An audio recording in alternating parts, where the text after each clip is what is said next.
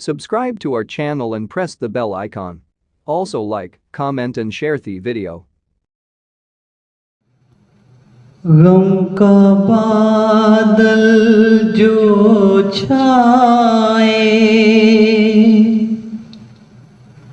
तो हम मुस्कुराते रहेंगे, अपनी आँखों में आशाओं के दीप जलाते रहेंगे। आज रूठे तो कल फिर मने, आज बिछड़े तो कल फिर मिले। जिंदगी की यही रीत है, हार के बाद ही जीत है। जिंदगी की यही रीत है, हार के बाद ही जीत है। जय गुरुदेव, जय माता की। व्यासपीठ से गुरुजी फॉर यू चैनल के सभी सब्सक्राइबर, सभी श्रोताओं को गुरुजी की ओर से हार्दिक आभार। अब कोरोना महामारी काल के इस लॉकडाउन समय से अनलॉकिंग की तरफ बढ़ रहे कदमों से हम इस गीत से ये तो समझ गए कि गम का बादल जो छाए तो हम मुस्कुराते रहेंगे, अपनी आंखों में आशाओं के दीप जलाते रहेंगे। तो ये बादल जो घनघोर रूप से पूरे विश्व पे छाया, प्रभु कृपा से अब उसके छटने का जो समय आया है, उस समय में हम अपनी आशाओं के दीप जो भविष्य के लिए हमने विचार किया है, अपने परिवार का, अपने परिजनों का, अपने बच्चों का, उसके लिए उचित समय है। इस समय में काफी निराशाएं, घर बैठे बैठे लोगों ने काफी चिड़चिड़ाहट, काफी मानसिक परेशानियों का सामना किया। स्वाभाविक है, हर आयु वर्ग में, चाहे वो बच्चे हैं, युवा पीढ़ी हैं, नौजवान साथी हैं, बड़े बुजुर्ग हैं, बीच की अवस्था के जो दंपत्ति हैं, माता पिता जन, वो भी इस समय काफी, और होम भी क्यों ना, कुछ तो पूर्णतया ये समय हर एक को अपने अपने घर में बंद करने के लिए, लॉक करने के लिए, सुरक्षा के मद्देनजर जरूरी भी था। कुछ लोगों ने तो इस समय का सदुपयोग भी किया, इसे गोल्डन टाइम कहा, और कुछ लोगों ने अपने जीवन में इससे काफी निराशा, काफी हताश, काफी परेशानियां पाल ली। आज का ये संदेश, आज का ये प्रसंग आप उन लोगों के लिए है जो लोग निराशा के दौर से निकल रहे हैं। अभी भी वो लोग उतने खुश या उतने आत्म प्रसन्न नहीं हैं जितना कि पहले रहा करते थे। शिकायतों का दौर है, प्रतिदिन हमारे पास भी न जाने कितनी समस्याएं लोगों की टेलीफोन के माध्यम से, मैसेजिंग के माध्यम से आ रही हैं, गुरुजी आज ये परेशानी है, आज वो परेशानी है, आज ये चिंता है। ठीक है, रोजी रोजगार की चिंता सबको है, पर परमपिता परमात्मा ने यदि हमें जन्म दिया है, पेट दिया है, तो अन्न का प्रबंध वो करता है, भूखा किसी को नहीं मरने देता। चिंता करने से कुछ नहीं होगा, चिंतन करने से होगा, कर्म करने से होगा। आप प्रभु चिंतन करते हुए कर्म करिए, वो परमात्मा हम सबके साथ है। घबराएं नहीं, निराश ना हो, अपने आप को इन बेड़ियों से मुक्त करिए। ये समझ लीजिए कि कोई गुजरे हुए कल में कोई भयानक रात में एक भयंकर सपना हम लोग देख रहे थे, और अब उस सपने का अंत आ चुका है। पॉजिटिविटी के लिए आप प्रतिदिन सुबह प्राणायाम करें, थोड़ा समय प्रकृति के साथ बिताएं, कोई अच्छे भजन कीर्तन आपको अच्छे लगते हैं सुनना, आप उसे सुने। कुछ भी रुचिकर कार्य जो आपको रुचि से प्रसन्नता दे, जिसकी रुचि से आपको खुशी मिले, आपका दिल खुश हो, चाहे वो समय बच्चों को, परिवार को, अपनों को देने के लिए, अपने लिए किसी भी रूप में, थोड़ा व्यायाम, थोड़ी सैर, थोड़ी योगा, थोड़ा मेडिटेशन बहुत ज्यादा जरूरी है। रेमन काहे करत गुमाना, सब दिन होत ना एक समाना। जब एक समान नहीं है दिन, तो जब वो समय नहीं रहा तो ये भी नहीं रहेगा। अब जो माता पिता हैं, ये तो किसी ना किसी तरह अपने गुजरे कल के जीवन के अनुभव से ये सीख लेते हैं, समझ लेते हैं, समझ पाने में सक्षम हैं कि कोई नहीं, वो समय नहीं रहा तो ये भी नहीं रहेगा। मगर अब सबसे बड़ी चिंता का विषय जो आज आन पड़ा, जो इतनी सारी समस्याओं की पोटली एक सामने आ खड़ी हुई, वो हुई हमारी युवा पीढ़ी के लिए, नौजवान साथियों के लिए, युवक युवतियों के लिए। काफी निराशा भरे दौर से निकल करके काफी डिमोरलाइज हो गए हैं, ये काफी डिप्रेस हो गए हैं कि आगे के लिए क्या करना है, कैसे करना है, कब करना है, कैसे होगा। उनकी चिंता कुछ हद तक जायज है, मगर अति सर्वत्र वर्जिता, अति हर चीज की बुरी है। आप ये ना सोचिए कि आपके इस तनाव से आपकी सेहत पे असर नहीं आएगा, बहुत ज्यादा असर आएगा, जो आज आपको शायद पता भी नहीं लगेगा। एक चिंता जो है वो एक दीमक की तरह परोक्ष रूप में तब निकल के आती है जब आपका फर्नीचर गल सड़ के कमजोर हो चुका होता है। आप अभी व्यर्थ की परेशानी से अपने आप को दूर रखने का प्रयास करें। कोशिश ये करें कि किसी भी प्रकार की कोई निराशा यदि आपके नजदीक आने भी लगे, कोई मित्रों से, कोई आपकी स्वतः की चिंतन से, सोच से, तो आप उसे अपने माता पिता से शेयर करें, साझा करें। आपके सबसे सच्चे हितैषी, सबसे सच्चे शुभ चिंतक और आपके भविष्य के प्लानर, इन्वेस्टर्स जो हैं वो हमारे माता पिता हैं। आपने क्या किया? अधिक से अधिक समय तो आपने अपने आधुनिक यंत्र को दे दिया, मोबाइल फोन, इंटरनेट, उस पे सोशल मीडिया। अधिकता तो इस बात की हो गई, आप कब क्या खा रहे हैं, क्या पी रहे हैं, कहां जा रहे हैं, कैसे जा रहे हैं, क्या पहन रहे हैं, इन सब का पूरा वर्णन आपने अपने सोशल मीडिया पे डालना शुरू कर दिया।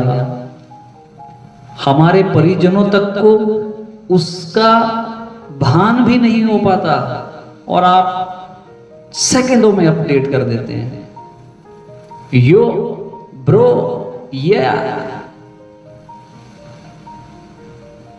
अब कहने की बात है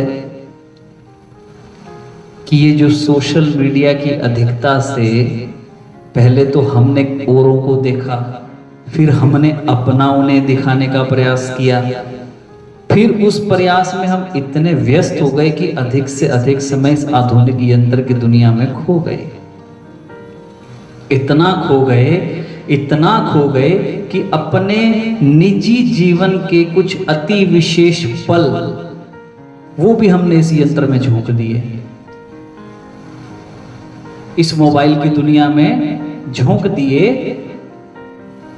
अब कुछ दिन तो नया नया सब अच्छा लगता है, इष्ट मित्रों से, दोस्तों से, ग्रुप्स में आपने अपनी वो जो भावनाएं शेयर की, कभी आपके हंसने की, कभी आपके सैडनेस की, कभी आपकी किसी परेशानी की, कभी कोई अदर मैटर्स की। मगर एक समय ये आया कि उन्हीं ग्रुप्स में अब जो परेशानी सबसे बड़ी निकल के हमारे सामने आ रही है प्रतिदिन, वो ये आ रही है कि गुरुजी बच्चा बड़ा डिप्रेस है। अब उससे बात करके पता लगता है कि मेरे फला फला दोस्त ने मुझे धोखा दे दिया, मेरी फला फला फ्रेंड ने मुझे धोखा दे दिया। अरे भाई, धोखा किस बात का दे दिया जी? हम ये सब चीजें जाने अनजाने में शेयर करते चले गए। अब उसने कभी इसका रिप्लाई ना देकर के इष्ट मित्रों में इसकी चर्चा कुछ और नजरिए से करनी शुरू कर दी। अरे यार, ये तो सारा दिन ही रोता रहता है, जब देखो मूड सैड। जो भी आपकी आधुनिक भाषा है, वो जो छोटे छोटे आप जिसे कहते हैं शॉर्टकट्स, उनमें आप अपने दोस्तों को वो इमोजीज या उनके जो ग्राफिक्स वो जो होते हैं बने हुए, उन सिंबल्स के माध्यम से आपने वो संदेश कहां कहां तक पहुंचा दिया, तो उसका परिणाम तो अब आपको भुगतना ही था। तो अभी भी देर नहीं हुई है, आप संभलिए, इस आधुनिक यंत्र का सदुपयोग, समय का सदुपयोग करना सीखिए। करना तो आप बेहतर जानते हैं, मगर आप खो गए हैं, भटक गए हैं कहीं। इसकी गिरफ्त ने अच्छों को गिरफ्त में लेकर के उनका परिणाम जो वो डिजर्व करते थे उससे बिल्कुल पीछे की ओर घुमा दिया। अब गुजरा हुआ समय वापस नहीं आता, समय बहुत कीमती है। आपने समय को समय नहीं दिया, आपने समय को समय नहीं दिया, तो समय ने आपको समय नहीं दिया। अब जब समय नहीं है तो फिर हम निराश हैं, परेशान हैं, आगे की प्लानिंग के लिए भी चिंतित हैं, इष्ट मित्रों से मिलने वाली कुछ ऐसी घटनाओं से भी चिंतित हैं, परेशान हैं, निराश हैं। कभी आप भोजन नहीं कर पा रहे हैं, ठीक से सो नहीं पा रहे हैं, उठते बैठते सोते जागते माता पिता तो हर चीज को ऑब्जर्व करते हैं, उनकी नजरों में माइक्रोस्कोप है, वो नोटिस करते हैं आपके चाल ढाल, रहन सहन, खान पान, हर एक चीज को, क्योंकि उन्होंने आपको बाल्यकाल से इस अवस्था तक हर क्षण नोटिस किया है। कोई बाहरी व्यक्ति आपको इतना पहचान पाए या ना पाए, मगर आपके माता पिता आपके लिए प्रत्यक्ष दर्पण है। आपका आईना भी क्या करेगा आपकी असलियत दिखाने में, जो आपके माता पिता जानते हैं। तो चलिए, कोई बात नहीं, चिंतित ना हो, निराश ना हो, जो बीता जो गुजरा उसे भूल जा, आगे की सुध ले। अभी भी हम इस कोरोना महामारी से जूझ रहे हैं, लड़ रहे हैं, मगर बड़ी हिम्मत और हौसले के साथ। तो खुद ही को कर बुलंद इतना, खुद ही को कर बुलंद इतना कि हर तदबीर से पहले खुदा बंदे से खुद पूछे, खुदा तुझसे खुद पूछे, बता तेरी रजा क्या है। वो समय दूर नहीं, आप अपने आप का मूल्यांकन करें, आज से अभी से ये प्रण करें कि आप इस आधुनिक यंत्र का, अपने मोबाइल का सदुपयोग करेंगे, समय का सदुपयोग करेंगे, पूरा मैनेजमेंट करेंगे कि कितना समय आपने इस मोबाइल को देना है, किस किस विषय के लिए देना है, आपको इसमें मिलने वाली अच्छी जानकारियां भी इसी से ही मिलती हैं, मगर आप कहां निकल गए जिनसे कोई लाभ मिलने वाला नहीं है। निराशा ही मिलती है, अंततो गत्वा निराशा ही मिलती है उनसे, किसी को आज, किसी को कल, किसी को परसों। अब ये बहुत बड़ा झमेला इकट्ठा हो गया। आपको विश्वास ना हो तो आप आकर के देख लीजिए, मेरे पास रिटर्न प्रूफ है इतने माता पिता की सिर्फ इन्हीं परेशानियों के। पर आज हमारा यह संदेश यदि आप तक पहुंच रहा है तो ये युवा पीढ़ी अपने परिवार का और इस देश का सुनहरा भविष्य लिखने में जो सक्षम है, वो अपना समय ना गवाए। इस मोबाइल को उतना ही समय दे जितनी की जरूरत है।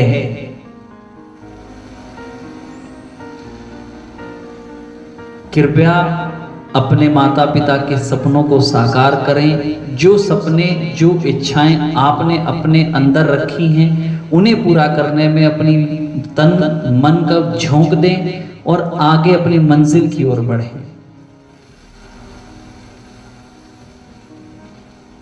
और हो सके तो प्रतिदिन सुबह समय से इसी मोबाइल में एक अलार्म लगाएं। उस समय पे उठ करके अगर आपके घर की छत पे या आगे या पीछे आंगन में कहीं एकांत समय है तो कुछ समय पीछे आराम से सुखासन में अर्थात चौकड़ी लगा करके आराम से बैठें, आंखें बंद करें और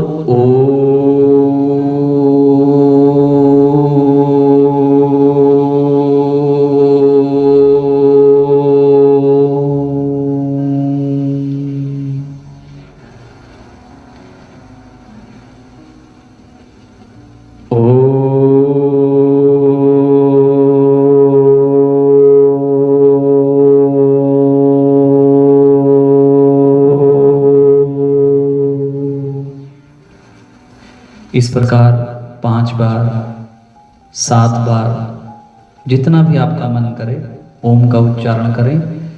एक गहरी सांस नाक से अंदर खींचें नासिका से और मुंह से उसे बाहर छोड़ें।